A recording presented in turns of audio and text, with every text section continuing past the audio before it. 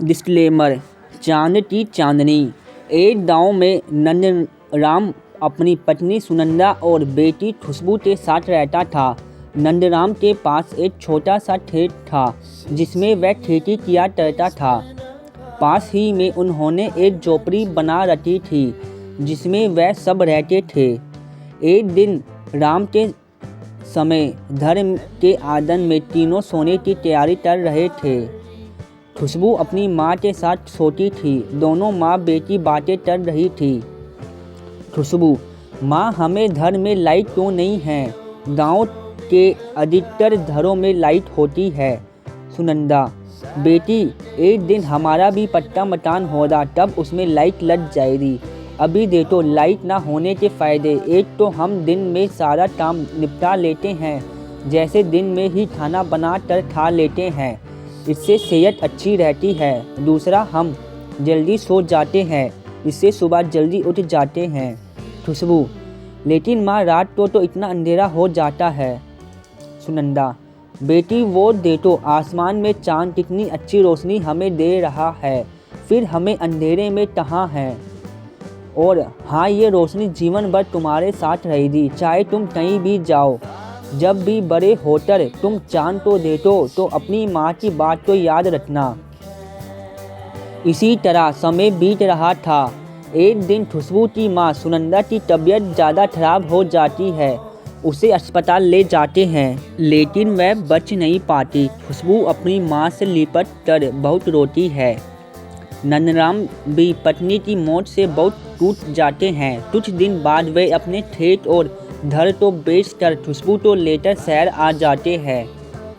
इन पैसों से नंदराम एक छोटी सी दुकान खोल लेते हैं। खुशबू का दाखिला एक स्कूल में करा देते हैं। खुशबू पढ़ने में बहुत तेज थी। वह स्कूल जाती और दोपहर को घर आकर खाना बनाकर अपने पिता को दुकान पर देने जाती। दोनों बाप बेटी मिलकर खाना खाते। शाम को नंदराम दुकान से आने के बाद खाना बनाते थे। अब वह अपने छोटे से किराए के मकान में रहते थे। रात को सोते समय खुशबू को माँ की बहुत याद आती। वह दौड़कर चांद को देखने छत पर पहुँच जाती थी। इसी तरह समय बीत जाता है। खुशबू पढ़ लिख कर डॉक्टर बन जाती है। उसे एक सरकारी अस्पताल में नौकरी मिल जाती है। एक दिन जब नंदराम दुकान से घर आते हैं, खुशबू: पिताजी, आपको एक खुशखबरी सुनानी है। मेरा तबादला हमारे गांव में हो गया है। अब हम अपने गांव चलते हैं। नंदराम: लेकिन बेटी, वहां अब क्या रखा है? वैसे भी मेरा मन वहां जाने का बिल्कुल नहीं है। तेरी माँ के मरने के बाद मेरा वहां मन नहीं लगता, इसलिए मैं यहाँ चला आया। खुशबू: पिताजी, मुझे माँ की बहुत याद आती है। चलो ना, वहाँ जाकर अपना घर देखते हैं।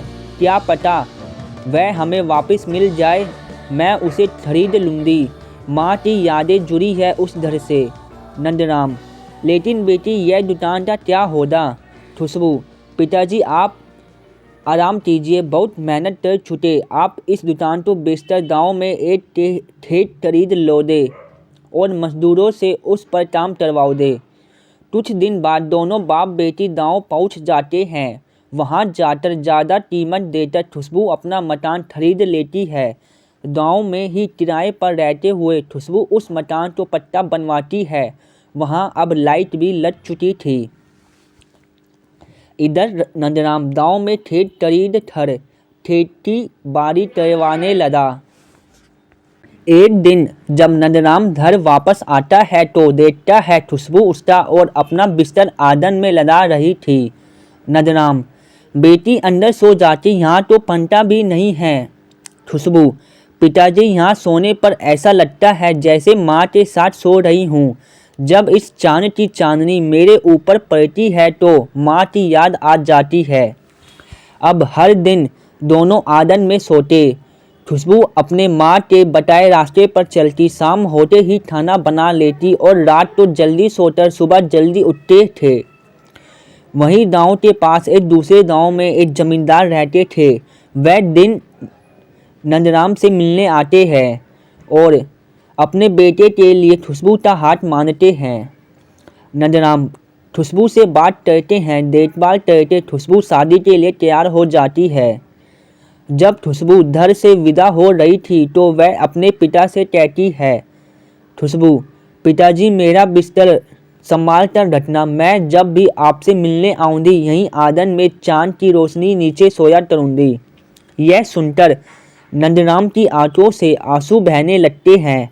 नंदराम, हाँ बेटी, मुझे भी एहसास है कि तेरी माँ तेरा इंतजार करती रहेगी। इस वीडियो पे हाइप कर देना।